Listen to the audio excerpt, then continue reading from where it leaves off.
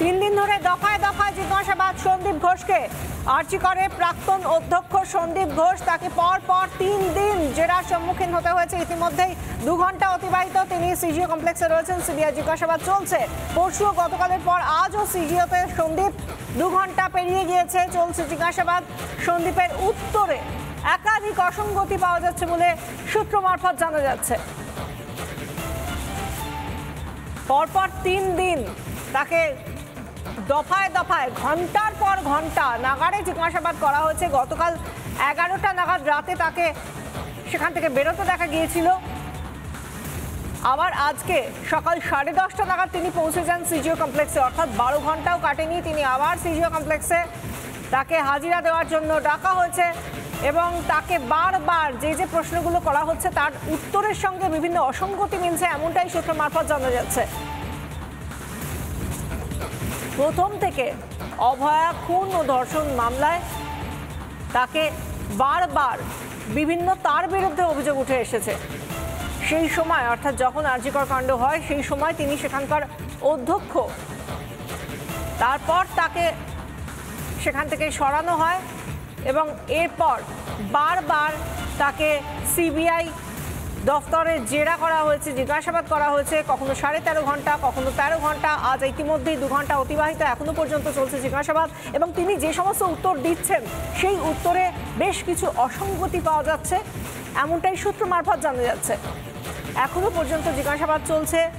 আমরা দেখতে পাচ্ছি যতদিন তাকে পরপর, 3য় দিন আজকে, যতদিন তাকে জিজ্ঞাসাবাদ করা হচ্ছে প্রত্যেক দিনই 13 ঘন্টার উপরে কার্যত তাকে জিজ্ঞাসাবাদ করা হয়েছে। আজ কি হয় সেদিকে নজর রয়েছে। ইতিমধ্যেই 2 ঘন্টার বেশি সময় অতিবাহিত হয়ে গিয়েছে। এখন 1টা বেজে গিয়েছে, 10:30টা নাগাদ তিনি এসেছেন। আমাদের সঙ্গে রয়েছেন আমাদের প্রতিনিধি সিজিও কমপ্লেক্সের বাইরে থেকে তুলিকা রায়। তুলিকা, আজকে একটার পর একটা প্রশ্নের মুখোমুখি হচ্ছেন আবার সন্দীপ ঘোষ, কিন্তু তার উত্তরে নাকি অনেকগুলো অসঙ্গতি পাওয়া যাচ্ছে। সূত্র মারফত আর কি খবর রয়েছে, কোন কোন প্রশ্নের উত্তরে অসঙ্গতি?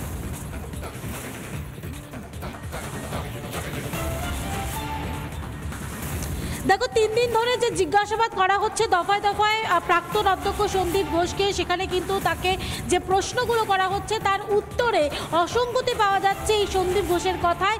যেখানে ইতিমধ্যেই সিবিআই মূলত যে বিষয়টাতে এই মুহূর্তে ফোকাস করছে, যে এই অধ্যক্ষ থাকাকালীন যে ঘটনা, যে সময় ঘটনাটি ঘটেছে তার পরবর্তীকালে তার পদক্ষেপ কী কী ছিল সেইটা এই মুহূর্তে খতিয়ে দেখার চেষ্টা করা হচ্ছে এবং সেই বিষয়ে তাকে জিজ্ঞাসাবাদ করা হচ্ছে সন্দীপ ঘোষকে। এছাড়াও একজন সিভিক ভলেন্টিয়ার হিসেবে কিভাবে সে সেমিনার হল পর্যন্ত যাওয়ার অ্যাক্সেস পেল সেটাও এই মুহূর্তে তাকে প্রশ্ন করা হচ্ছে। এই যে একাধিক প্রশ্ন তাকে করা হচ্ছে, সেক্ষেত্রে কিন্তু ইতিমধ্যেই একটা অসঙ্গতি ইতিমধ্যেই উঠে আসছে, অসঙ্গতি প্রকাশ করছে। তাছাড়াও তার যে অসহযোগিতা, সেই অসহযোগিতাও করছে তদন্তকারীদের সঙ্গে। অর্থাৎ একাধিক যে প্রশ্ন, সেই প্রশ্নের উত্তর ইতিমধ্যেই সিবিআই অফিসাররা খোঁজার চেষ্টা করছেন।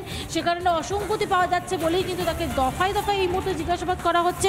প্রায় 2.5 ঘন্টা এই মুহূর্তে অতিক্রান্ত হয়ে গিয়েছে। 10:30টা থেকে তাকে আবারও তৃতীয়বারের জন্য, আজকে তৃতীয় দিন 10:30টার সময় তিনি এসে উপস্থিত হয়েছেন। এখনো পর্যন্ত চলছে জিজ্ঞাসাবাদ এবং জিজ্ঞাসাবাদ চলছে। ধন্যবাদ তুলিকা।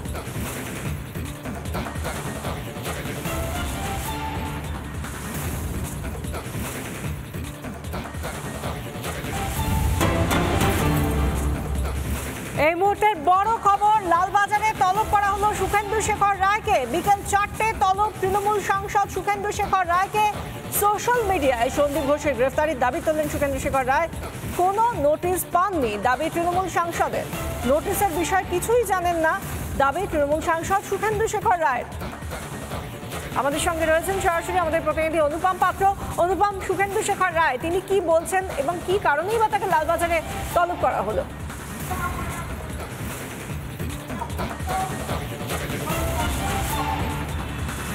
দেখো, তোমায় জানিয়ে রাখি, এই খবর আসার পরেই আমরা সুখেন্দু শেখর রায়, তৃণমূল কংগ্রেসের রাজ্যসভার সাংসদ, তাকে আমরা যোগাযোগ করেছিলাম এবং যেটা তিনি জানাচ্ছেন যে তিনি এই ধরনের কোনো নোটিশ পাননি এবং স্বাভাবিকভাবে তিনি কিছু জানেন না। কিন্তু যেটা সূত্র মারফত জানা যাচ্ছে যে আজকে বিকেল 4টের সময় তাকে লালবাজারে ডাকা হয়েছে জিজ্ঞাসাবাদের জন্য। কেন এই জিজ্ঞাসাবাদের প্রয়োজন হলো লালবাজারে? তোমায় জানিয়ে রাখি, গতকাল রাত 12টা 15 নাগাদ সুখেন্দু শেখর রায়ের একটা টুইট এক্স হ্যান্ডেলে, সেই টুইট কিন্তু শোরগোল ফেলে দিয়েছে। যে টুইটে তিনি এই গোটা আরজিকর কাণ্ডের তদন্ত প্রক্রিয়া নিয়ে বিভিন্ন বিষয় লিখেছেন, যার মধ্যে উল্লেখযোগ্য কলকাতা পুলিশ কমিশনার বিনীত গোয়েলকে জিজ্ঞাসাবাদ যাতে করা হয় সেই বিষয়টাও তিনি উল্লেখ করেছেন। স্বাভাবিকভাবে সম্ভবত এই কারণেই কি তাকে জিজ্ঞাসাবাদের জন্য ডাকা হচ্ছে, নাকি অন্য কারণ? কারণ এর আগে এটা প্রথম নয়, এর আগেও তিনি একটা এক্স হ্যান্ডেলে টুইট করে এক্স হ্যান্ডেলে তিনি পোস্ট করেছিলেন এবং সেই পোস্টেও কিন্তু তীব্র সমালোচনা করেছিলেন আরজিকর যে ঘটনা ঘটেছে, যেভাবে একজন চিকিৎসককে খুন হতে হয়েছে, সেই ঘটনার তীব্র সমালোচনা করেছিলেন তৃণমূল কংগ্রেসের এই সাংসদ। স্বাভাবিকভাবে এই সুখেন্দু শেখর রায়কে নিয়ে দল বেশ কিছুটা অস্বস্তিতেই ছিল। তুমি জানো, শুধু সুখেন্দু শেখর রায় নয়, শান্তনু সেন প্রাক্তন সাংসদ, তিনিও মন্তব্য করেছিলেন তাকে দলের প্রথম দুটো পদ থেকে সরিয়ে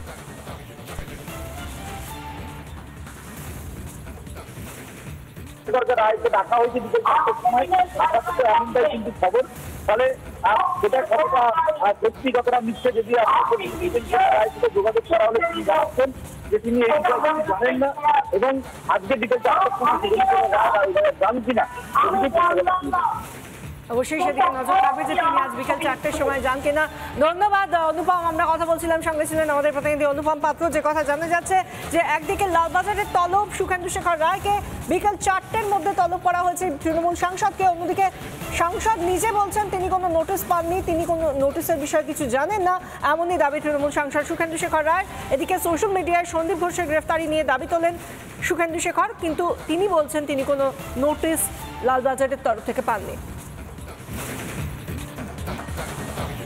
লালবাজারে তলব করা হলো সুখেন্দু শেখর রায়কে। উল্লেখ্য, তিনি সোশ্যাল মিডিয়ায় একটি পোস্ট করেছিলেন যেখানে সন্দীপ ঘোষ সম্পর্কে তিনি বলেছিলেন যাতে তাকে হেফাজতে নিয়ে জিজ্ঞাসাবাদ করা হয়। সিবিআই এর তদন্ত প্রক্রিয়া নিয়ে তিনি কথা বলেছিলেন এবং সেই সঙ্গে পুলিশের তদন্ত প্রক্রিয়া নিয়েও কিছু প্রশ্ন তুলেছিলেন। তৃণমূল সাংসদকে এই পোস্ট করার কিছু সময়ের মধ্যেই তাকে তলব, কারণ গতকালই তিনি এই পোস্ট করেছিলেন সোশ্যাল মিডিয়া এবং তারপর আজকেই তাকে লালবাজারে তলব করা হয়েছে বলে জানা যাচ্ছে। বিকেল 4টের সময় তাকে বিকেল 4টের মধ্যে তৃণমূল সাংসদ সুখেন্দু শেখর রায়কে তলব করা হয়েছে লালবাজারে।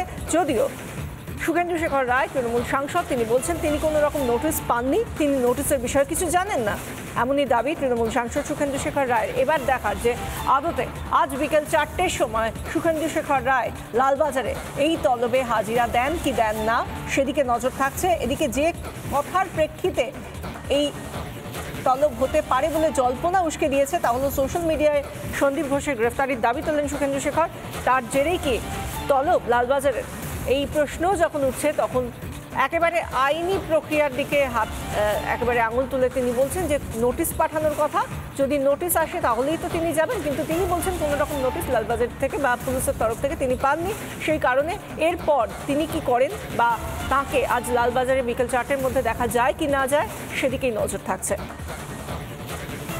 ইতিমধ্যেই আমরা জানি যে এই অভয়া ধর্ষণ খুন কাণ্ডে ইতিমধ্যেই লকেট চট্টোপাধ্যায়, বিজেপির প্রাক্তন সাংসদ, বিজেপির নেত্রী লকেট চট্টোপাধ্যায়কে তলব করা হয়েছে।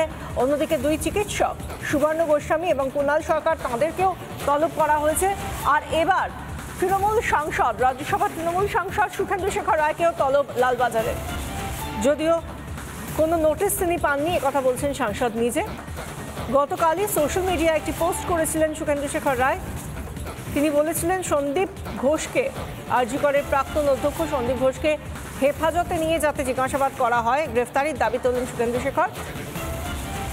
কিন্তু সুখেন্দু শেখর রায় এই পোস্টের প্রসঙ্গে তাকে ডাকা হয়েছে কি হয়নি বা তাকে আদৌ নোটিশ দেওয়া হয়েছে কি হয়নি সেই বিষয় নিয়ে তিনি বলছেন তিনি কিছুই জানেন না, তিনি কোনো নোটিশ পাননি, তিনি এ সম্পর্কে তলব সম্পর্কে কিছু জানেন না।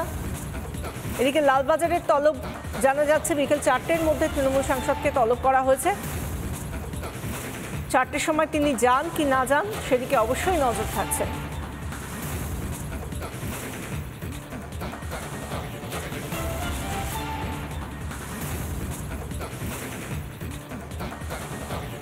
কোনো নোটিশ পাইনি, এই ব্যাপারে কিছু জানি না বলছেন সুখেন্দু শেখর রায়। আজ 4টের সময় বিকেল 4টে আজ লালবাজারে যাওয়ার কথা রয়েছে বা তাকে তলব করা হয়েছে। তিনি যাবেন কি যাবেন না আমরা জানি না। এই মুহূর্তে আমাদের সঙ্গে বিজেপির রাজ্য সাধারণ সম্পাদক জগন্নাথ চ্যাটার্জি রয়েছেন টেলিফোনে। জগন্নাথবাবু, এবার সুখেন্দু শেখর রায়কে তলব করা হয়েছে বলে সূত্র মারফত জানা যাচ্ছে, কিন্তু সুখেন্দু শেখর রায় বলছেন যে তিনি কিছুই জানেন না, তিনি কোনো নোটিশ পাননি। হাস্যকর বিষয়, শান্তনু সেনের মুখপাত্রের চাকরিটা গেছে, সুখেন্দু শেখর রায় তলব পেয়েছে।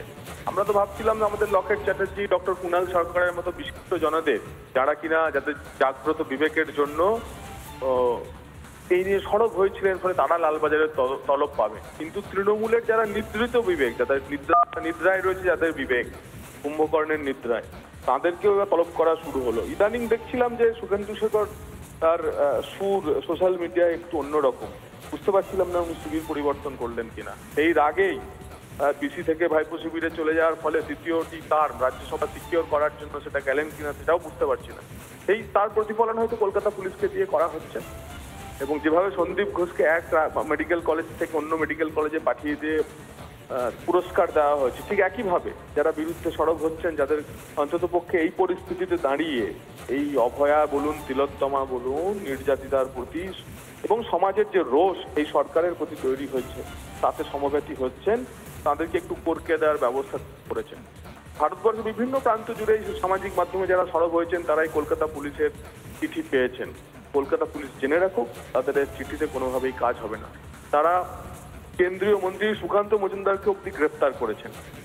কেন্দ্রীয় মন্ত্রীকে গ্রেপ্তার করার জন্য স্পিকারের অনুমতি নিতে হয়। আমরা সুকান্তবাবুকে বলেছি যে একবার ভেবে দেখুন কলকাতা পুলিশের পুলিশ কমিশনারের বিরুদ্ধে প্রিভিলেজ মোশন আনা যায় কিনা। তো এই পরিস্থিতিতে যখন আসে এবং আসতের পর দেখবেন, আমি এই পুলিশ কমিশনারের কথা বলতে চাই যে পুলিশ কমিশনার প্রেস কনফারেন্স করে বললেন একের পর এক প্রশ্ন তো উঠছেই স্বাভাবিকভাবে, এবং সেই জায়গা থেকেই সুখেন্দু শেখর রায়কে তলব তা নিয়েও প্রশ্ন থেকেই যাচ্ছে। ধন্যবাদ জগন্নাথ বাবু।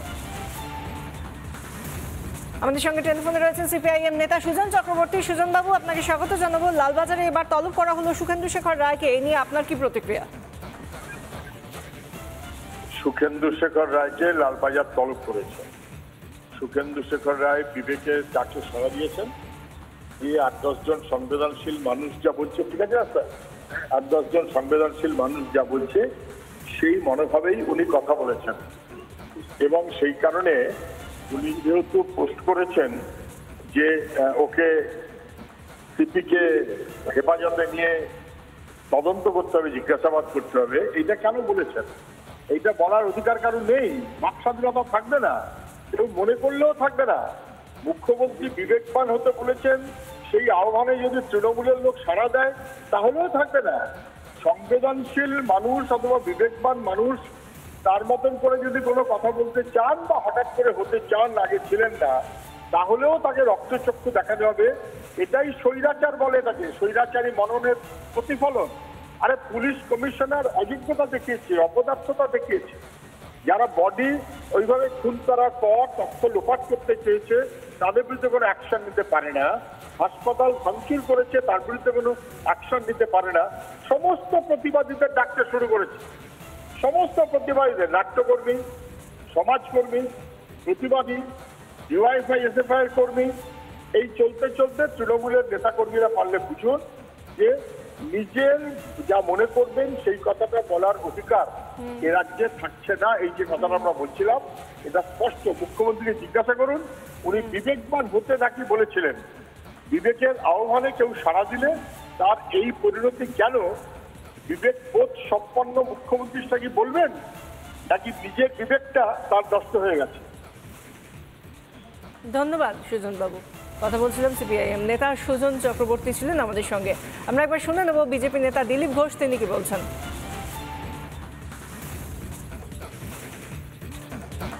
একজন সিপি কি করে এই ধরনের দায়িত্ব জ্ঞানহীন মন্তব্য করতে পারেন? না দেখে, না জেনে, তদন্ত না করে একজন ডাক্তারের সম্বন্ধে বলে দিলেন সুইসাইড করেছে।